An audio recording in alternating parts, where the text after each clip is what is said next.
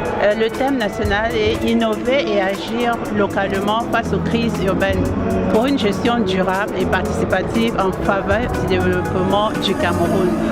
Donc, pendant ces deux panels, nous avons apporté notre contribution par rapport au fait que la ville de Foumban, aujourd'hui qui a à peu près 250 000 habitants, qui repose sur une superficie de plus de 600 km², qui est la capitale du département, ancienne capitale régionale, comme vous le savez, par rapport à l'histoire de nos institutions, et le chef-lieu administratif du département. Donc nous sommes une ville intermédiaire qui subit les crises usuelles de l'urbanisme. La croissance démographique, elle est palpable, 2,5% par an, et elle est jeune.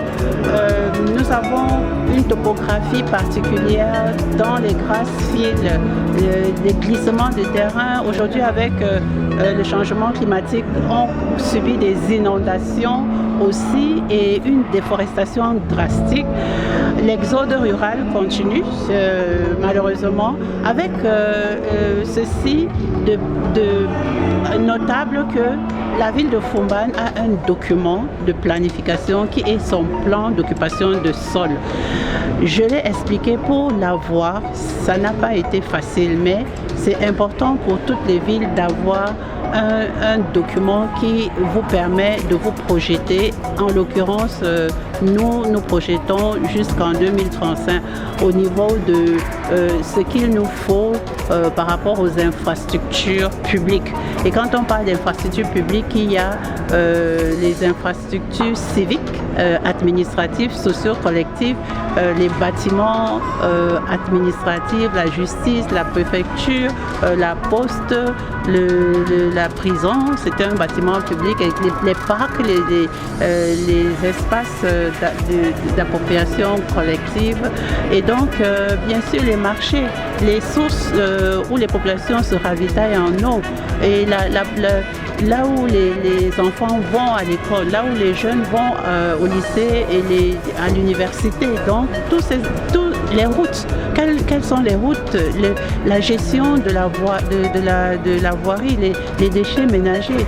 Il est question de rassembler tout cela pour voir comment est-ce que nous allons adresser, non seulement amortir l'utilisation, puisqu'il faut déjà s'occuper de prévoir au fur et à mesure que la population accroît, ce qu'il faut ajouter pour faire face au désordre urbain, l'occupation anarchique des voies. Donc, qu'est-ce que la commune fait? La commune a un plan d'occupation des sols. C'est un document qui est un beau test de tout ce qu'il faut faire. Il faut mettre ce document en application. Donc, on a parcouru aussi, pendant ce panel, l'état des lieux de la mise en application du plan d'occupation des sols. La commune a cru devoir mettre sur pied une agence d'urbanisme.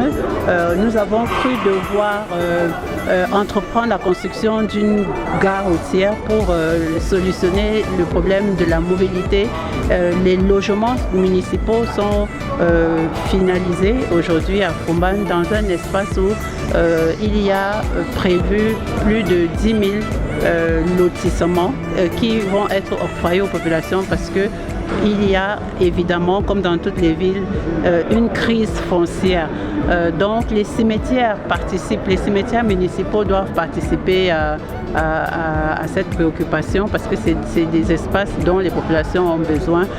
Voyez-vous, c'est par cela qu'on reconnaît une ville, qu'une ville soit un espace agréable qui appartient aux populations, aux familles, et qui soit sécurisé, où on n'a pas peur de sortir la nuit parce qu'il n'y a pas de lumière, d'où aussi la problématique de l'éclairage public. Un éclairage public qui aujourd'hui a besoin d'être de plus en plus vert. Pour faire face aux crises énergétiques, et Dieu seul sait que nos communes sont riches en en potentialité comme les rivières, les fleuves, pour ne pas dire qu'on est en train de voir pour la construction des barrages hydroélectriques, le photovoltaïque, et maintenant même au niveau de la construction des maisons. Quand on construit des maisons, on se rend compte que il faut des matériaux qui sont adaptés, qui ne vont pas fléchir par rapport à l'humidité, par exemple comme les peintures. On a promu la pierre latéritique et les briquettes à Foumban parce que on a un village qui repose sur l'argile, à Mamarum. Donc, et comme je vous l'ai dit, Foumban avec son plan d'occupation de sol fait 4 villes véritablement aujourd'hui. Et donc dans ces 4 pôles, il faudra qu'il y ait présent toutes ces infrastructures dont je vous ai parlé.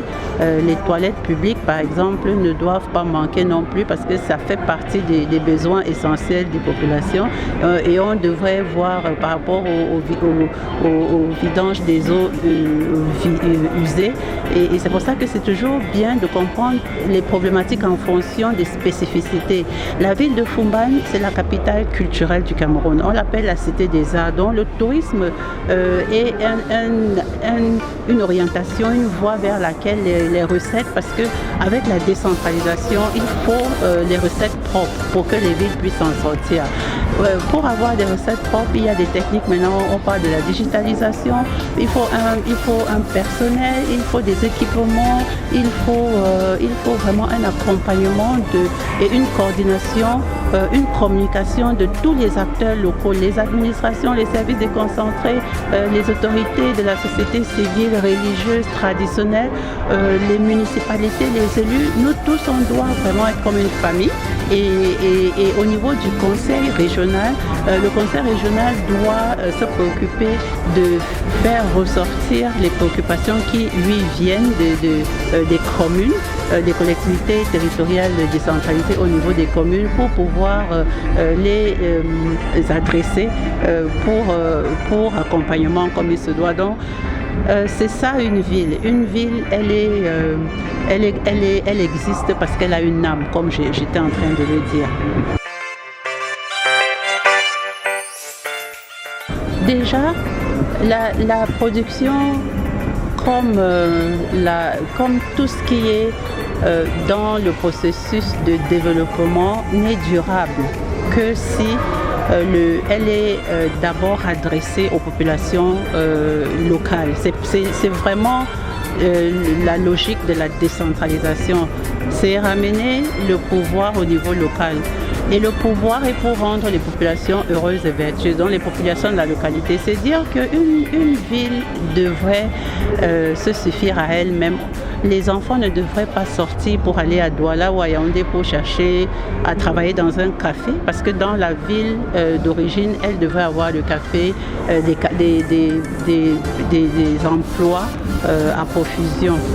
La réalité aujourd'hui dans les villes du département du Noun est que 50% des populations, plus de 50%, sont dans l'agriculture ou alors dans l'informel. L'informel, ça sera l'artisanat parce que comme je disais, nous avons un héritage culturel qui fait que nous excellons dans la transformation du bois en sculpture, la méthode de la cire fondue, des forgerons expérimentés, d'où la cité des arts. C'est des traditions qui ont été léguées par nos ancêtres, qui sont très prisées.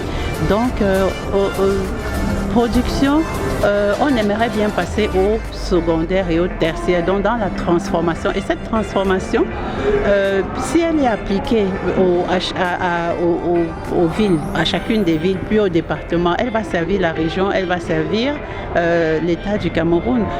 C'est ça, mais il faut d'abord avoir une base. Et quand on a une base, ce sont les locaux qui vont travailler pour la nation, pour la région et pour contribuer dans le monde entier.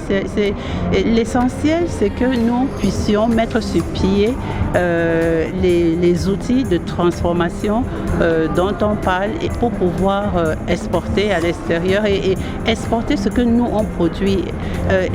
Ça sera la politique de l'import substitution, puisqu'on n'aura plus besoin d'importer ce que nous produisons ici. Et pour cela, il faut une bonne organisation. Il faut que les villes aient les moyens qu'il faut et elles sont capables, les villes, si elles sont accompagnées et s'il y a une politique nationale vraiment de transfert des moyens avec les compétences et une politique de réglementation des rôles de chaque autorité, parce que chacun a son rôle. Il faut savoir prendre ce que chacun a d'apport pour faire avancer. Et là, c'est le travail des leaders, c'est le travail des personnes qui doivent avoir cette charge-là. C'est pour ça que nous disons toujours qu'en fonction de l'esprit qui préside aux personnes qui tirent les ficelles des institutions, alors on va voir quel est le résultat que va donner ces institutions. Parce que ces institutions existent, on est un État organisé, on a des ministères, on a des communes, on a un budget, on a tout ce qu'il faut. Mais si ça ne marche pas, c'est que quelque part, il y a des boulots qui ne fonctionnent pas. Donc, je vous remercie.